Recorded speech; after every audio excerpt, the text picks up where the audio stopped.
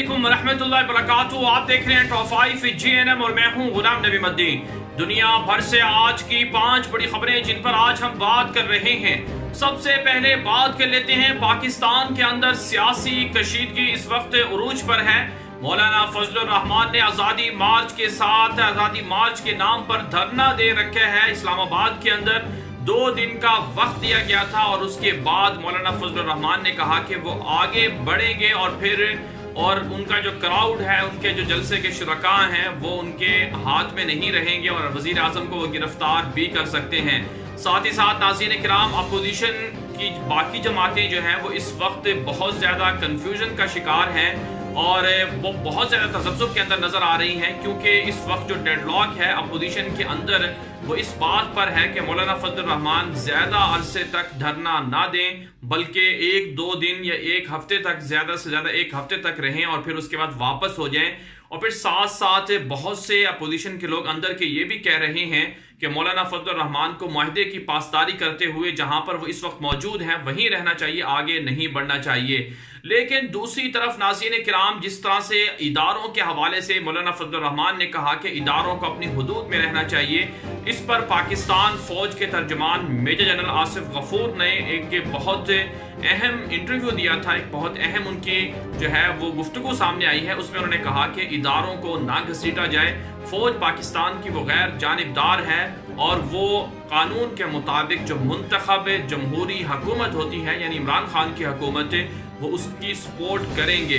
तो ये पैगाम दिया गया है पाक फौज की तरफ से मौलाना फजलुर रहमान को कि वो अपनी हुदूद में रहें। अगर वो आगे बढ़ेंगे और इसी तरह से आइन और कानून को तोड़ने की कोशिश करेंगे तो फिर उनके खिलाफ कार्रवाई हो सकती है। मौलाना फजलुर रहमान साहब ने आसिफ गफूर साहब की इस गुफ्तगू पर रद्दअमल देते हुए कहा कि फौज को यह हक नहीं पहुंचता कि वो इस तरह का बयान दें। तो सवाल ये बनता है नाज़रीन किराम कि अब आने वाले दिनों में क्या कोई बड़ा तसादुम होने जा रहा है? क्या पाकिस्तान के अंदर बहुत ज़्यादा खून खराबा होने जा रहा है? यकीनन नाज़रीन किराम, इसका इम्कान बहुत ज़्यादा मौजूद है और ये हो सकता है। जिस तरह से आज भी जो कमेटी बनाई गई थी हुकूमत की तरफ से जो मुज़ाकरात करने के लिए, उनके जो जिम्मेदार हैं परवेज़ खटक साहब, उन्होंने भी यही कहा है कि अगर मौलाना अब्बास नहीं आए तो फिर जो नताइज होंगे उसको पूरी कौम भी देखेगी और इसके जिम्मेदार मौलाना फजलुर रहमान होंगे। तो इस सारी सूरत हाल से नाज़रीन किराम जो फायदा हो रहा है वो दुश्मनों को हो रहा है। बिलखुसूस भारत इस पर बहुत ज्यादा खुशियां मना रहा है, क्योंकि पाकिस्तान की गवर्नमेंट को, पाकिस्तान की फौज को अंदरूनी मामलात में उलझाने का भारत का जो प्रोपेगेंडा था, भारत की जो साजिश थी, जो चाल थी, वो कामयाब हो रही है। और पाक फौज को जो तकरीबन 1 लाख के करीब इस वक्त पाकिस्तान की फौज मशरकी सरहदों पर यानी भारत के खिलाफ सामने खड़ी हुई है, सीसा पलाई दीवार बनकर खड़ी हुई है, उनके खिलाफ लड़ रही है। और इसी तरह से मकबूजा कश्मीर के अंदर जो हालात चल रहे हैं उसमें भी पाक फौज की जो कारकर्दगी है वो सबके सामने है। इन सारी चीज़ों को ख़त्म करने के लिए भारत प्रोपेगेंडा कर रहा था और वो प्रोपेगेंडा भारत का वो इस जलसे की सूरत में या इस धरने की सूरत में उन्हें नज़र आता हुआ, उन्हें पूरा होता हुआ नज़र आ रहा है, जिसकी वजह से वो खुशियां मना रहे हैं। लेकिन बहरहाल नाज़रीन किराम, सियासी फैसले आपस में फ़ाहम तफ़हीम से हल होते हैं। इन्हीं फ़ाहम तफ़हीम से हल करना चाहिए, दुश्मनों को फ़ायदा नहीं पहुंचाना चाहिए। नाज़रीन किराम, आपने कभी नहीं सुना होगा कि एक गिरोह या एक पार्टी जो है वो दिल्ली के अंदर इतना बड़ा जलसा कर ले या वहां पर जाकर एहतजाज करे और कहे कि हम वज़ीर आज़म को गिरफ्तार करते हैं, हुकूमत को गिराते हैं। यकीनन इमरान खान साहब ने भी अपने दौर में जो इस तरह के मुतालबात किए थे वो गलत थे, उन्हें भी इस तरह से नहीं करना चाहिए था और ना ही आज की अपोजिशन जमातों को करना चाहिए। अगर ये सारी चीज़ें इस तरह होती हैं तो फिर तो पाकिस्तान के अंदर एक अनारकी फैलेगी, इंतशार फैलेगा, जिसका फ़ायदा दुश्मनों को होगा। अल्लाह ताला उस वक्त से पाकिस्तान को महफूज रखे। एक और बात कर लेते हैं नाज़रीन किराम, ये खबर भारत से है। भारत की फौज पहले ही खुदकुशियां कर रही थी और मकबूजा कश्मीर के अंदर भारत के अब तक तकरीबन पिछले 2-3 सालों के अंदर 1000 से ज़ायद फौजी खुदकुशियां कर चुके हैं। और भारत के फौजियों की वीडियो, तस्वीर, बयानात सामने आते रहते हैं कि उन्हें मुनासिब खुराक नहीं मिलती और उन्हें वक्त पर तनख्वाहें नहीं मिलती और उनको सहूलियात नहीं मिलती। करप्शन है फौज के अंदर, बुज़दिली है। यही वजह है कि कई फौज के लोग जो हैं वो भारत की जो सरकार है उसके खिलाफ गद्दारी या बगावत भी कर चुके हैं। अब एक ताज़ा वीडियो सामने आ रही है, ताज़ा एहतजाज सामने आ रहा है भारतीय फौजियों की जानिब से। जो भारतीय वो फौजी जो रिटायर फौजी हैं जो भारत की जानिब से 1971, 1965 और इसी तरह से मुख्तलिफ जंगों में शिरकत कर चुके हैं, उनका ये कहना है कि भारत सरकार उनको पेंशन नहीं दे रही है, उनको पैसे नहीं मिल रहे हैं और वो एहतजाज कर रहे हैं कि उनकी हुकूमत उन्हें पैसे दे। साथ ही साथ जो हाजिर सर्विस फौजी हैं वो भी यही मुतालबा कर रहे हैं कि उनको मुनासिब पैसे नहीं मिल रहे। तो नाज़रीन इकराम, ये सूरत हाल है भारत की और भारत की फौज की। इससे पहले अमेरिका और दुनिया के बड़े बड़े इदारे ये बात साबित कर चुके हैं कि भारत की फौज में इतनी सलाहियत नहीं कि वो पाकिस्तान के खिलाफ लड़ सकें, उनके पास इतने हथियार भी नहीं कि जो काबिल इस्तेमाल हों, बल्कि ऐसे ऐसे पुराने हथियार हैं कि जिनको इस्तेमाल भी करते हैं तजर्बाती तौर पर तो उनके अपने ही 20-20, 25-25 फौजी मारे जाते हैं। और भारत की फौज का ये हाल है, ये बुज़दिल फौज कश्मीरियों के हौसले पस्त कर सकती है? यकीनन नहीं कर सकते। मकबूजा कश्मीर के अंदर भारत की जो रियासती जारियत है वो इस वक्त भी जारी है। भारत ने नया नक्शा भी मकबूजा कश्मीर के अंदर जो उनकी मखसूस हैसियत ख़त्म की थी उसके बाद नया नक्शा जारी किया है 28 रियासतों का। लेकिन इंशाअल्लाह भारत की जो बुज़दिल फौज है यही भारत की तबाही और बर्बादी का सबब बनेगी और यही भारत की बेशर्मी और भारत की बदनामी के लिए इतना काफ़ी है कि वहाँ के बूढ़े बूढ़े जो उनके फौजी थे वो इस वक्त सड़कों पर भीख मांग रहे हैं कि उन्हें पैसे नहीं दिए जा रहे हैं। तो बर्बादी का वक्त बहुत करीब है और कश्मीरियों को जो जद्दोजहद आज़ादी है उनका नतीजा उनको ज़रूर मिलने वाला है। एक और बात कर लेते हैं नाज़रीन इकराम, ये खबर इराक से है। इराक के अंदर पिछले 1.5 हफ्ते से मुसलसल मुजाहरे हो रहे हैं। कहा जा रहा है कि सद्दाम हुकूमत के खात्मे के बाद सबसे बड़ा मुजाहरा जुमे के रोज निकाला गया जिसमें फायरिंग से 3 से ज्यादा लोग मारे गए। अब तक मुजाहरों में 1000 से ज्यादा लोगों को तकरीबन जो है फौज और पुलिस जो है कत्ल कर चुकी है और 5,500 से ज्यादा लोग जो है जख्मी हैं। दूसरी तरफ नाज़रीन किराम, इंतहाई एक बड़ी खबर सामने आ रही है इराक से कि इराक के वो लोग, वो मजहबी लोग, वो शिया लोग, क्योंकि ज़्यादातर इराक के अंदर शिया लोग भी बसते हैं जिनके ताल्लुकात ईरान के साथ हैं, वो ईरान की मुखालफत में इस कदर आगे बढ़ चुके हैं कि वो ईरान को अमलन इराक से निकालना चाहते हैं। और इन तमाम जो मुजाहिरीन हैं इनमें करबला के अंदर, नजफ के अंदर जो मुक़द्दस शहर शियों के यहाँ समझे जाते हैं, उन शहरों के अंदर ये मुजाहरे हो रहे हैं। वहाँ के लोगों का ये कहना है, जो खुद अहले तशय्यो हैं वो ये कहते हैं, इराकी हैं, वो कहते हैं कि ईरान को यहाँ से निकल जाना चाहिए। अली सिस्तानी जो इराक के बहुत बड़े मजहबी रहनुमा हैं, शिया मजहब के, शिया मसलक के बहुत बड़े उनके वो लीडर हैं, उनका भी यही कहना है। मुख्तदा अस-सदर जो इराक के दूसरे बड़े लीडर हैं जिनकी बड़ी सियासी जमात भी है और बड़ा उनका नाम है, ये भी दोनों ये कह चुके हैं मुजाहिरीन के मुतालबे दुरुस्त हैं, इराक को वहाँ से निकालना चाहिए। जो कठपुतली हुकूमत ईरान नवाज बैठी हुई है इराक के अंदर उसे ख़त्म करना चाहिए।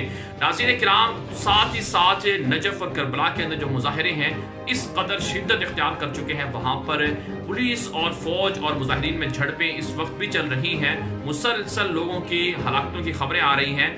दूसरी जानिब से ईरान की हुकूमत को वार्निंग दी जा रही है इंटरनेशनल मीडिया की जानिब से कि जो लुबनान के अंदर मुजाहरे हो रहे हैं और इसी तरह से इराक में हो रहे हैं, इसका अगला जो इसका स्टेशन होगा वो ईरान होगा और ईरान की हुकूमत को भी ख़तरात हो सकते हैं। साथ ही साथ ईरान के जो रहबर हैं अली ख़ामनेई, उनका ये कहना है कि दरअसल अंग्रेज़ नवाज शिया हैं जो उनके हालात ख़राब कर रहे हैं, इराक के अमन अमान को तबाह कर रहे हैं। यानी बरतानिया, इसराइल, अमेरिका के ये सारे के सारे मुजाहिरीन जो हैं उन्होंने कहा कि ये उनकी पुष्पनाही से जो है मुजाहरे कर रहे हैं। हालांकि नाज़रीन किराम, ऐसी बात नहीं है। जब से सद्दाम हुकूमत का खात्मा किया गया, अमेरिका ने और इसी तरह से इसराइल और यूरोपीय मालिक ने और साथ में ईरान ही की हिमायत से सद्दाम हुकूमत का खात्मा किया गया था, तो उसके बाद से इराक के सारे वसाइल ईरान के कंट्रोल में चले गए थे, जिस पर वहाँ के लोग परेशान हैं, उनको रोज़गार नहीं मिलता, उनके पास खाने पीने के लिए अशिया नहीं है और वो चाहते हैं कि अमरन जो है ईरान नवाज लोगों को इराक से निकाल दिया जाए। और हर मुल्क के अंदर ये जो प्रॉक्सी वार लोग खेलते हैं उनके खिलाफ यही इसी तरह के मुजाहरे होते हैं। अब ये तो वक्त ही बताएगा कि अगला स्टेशन जो है मुजाहरों का वो ईरान है। क्या ईरान की हुकूमत का भी खात्मा अनकरीब होने वाला है या नहीं होने वाला, ये तो वक्त ही बताएगा। लेकिन बहरहाल इराक की आवाम और लुबनान की आवाम जाग चुकी है। वहाँ से प्रॉक्सी वार लड़ने वाले ईरानियों को निकालने पर वो बहुत ज्यादा हद तक कामयाब होते जा रहे हैं। तो बात कर लेते हैं नाज़रीन किराम, ये खबर शाम से है। शाम के अंदर और इसी तरह से इराक के अंदर जो दाइश को बनाया गया था, इस हवाले से रूस का एक तहलका खेज बयान सामने आया है। रूसी वजीर खारजा ने कहा कि दाइश के सरबराह अबू बकर अल बगदादी को बनाने वाले अमरीका थे और अमरीका के साथ यूरोपीय मालिक थे। अमेरिका ने मिलकर जो है वो दाइश को बनाया था, अबू बकर बगदादी को बनाया था। साथ ही साथ रूस की जानिब से ये भी कहा गया है कि अबू बकर बगदादी की हलाकतों की खबरें, जो हालिया ऑपरेशन है जिसमें ट्रंप ने कहा है कि वो हलाक हो गए हैं, ये हलाकतों की खबर भी, उस पर उन्होंने कहा कि ऐसी कोई कार्रवाई नहीं हुई, झूठी खबर है और हो सकता है कि अमेरिका ने खुद ही अपने बंदों को हमेशा हमेशा के लिए साइड पर कर दिया हो, उन्हें कहा हो कि आप इस काम से बाज आ जाएं। लेकिन बहरहाल नाज़रीन किराम, ये बहुत बड़ी खबर है।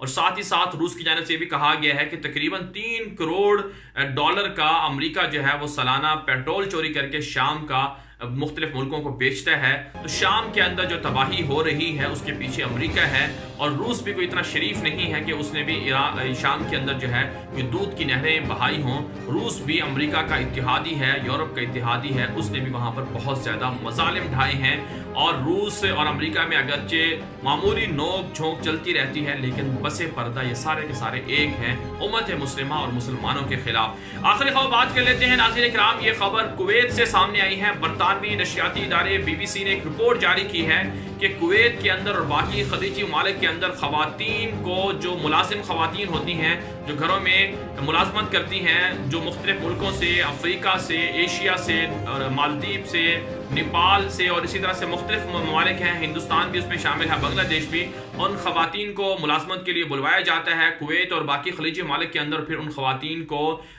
तशद्दुद करके उन्हें ऑनलाइन फरोख्त कर दिया जाता है। ये बहुत बड़ा एक घिनौनी धंधा पकड़ा गया है जिस पर रिपोर्ट बनाई है BBC ने। तो इस हवाले से कहा गया है कि कुवैत की इंतजामिया जो है इस पर हरकत में आ गई है। लेकिन नाज़रीन किराम, गल्फ के अंदर जो मुलाजमत के हवाले से जो खवातीन आती हैं, इसी तरह से मर्द मुलाजमीन होते हैं, उन पर तशद्दुद और जुल्म बहुत ज़्यादा किया जाता है। और ये लोग अपने आप को ये समझते हैं कि उनके पास दौलत है, तो बाकी लोग उनके सामने वो इंसान भी नहीं है, वो हैवानों से बदतर उनके साथ सलूक किया जाता है। तो अच्छी बात है, इस हवाले से तहकीकात होनी चाहिए। तमाम इंसानों को, तमाम लोगों को बराबर मुराद और हकूक मिलने चाहिए। बिलखुसूस जिन खवातीन पर जुल्म होता है, पाकिस्तान के कुछ लोग आते हैं, मुलाजमत करते हैं, उन पर भी इस तरह के वाक़यात की खबरें सामने आती रहती हैं। बिलखुसूस अफ्रीका के लोगों पर ज़्यादा जुल्म किया जाता है और इसी तरह से एशिया के मालिक पर भी। इस हवाले से तहकीकात होनी चाहिए और जालिम और मुजरिमों को निशाने इबरत बनाना चाहिए। आज के लिए इतना ही, इजाज़त दीजिए। अल्लाह हाफिज़।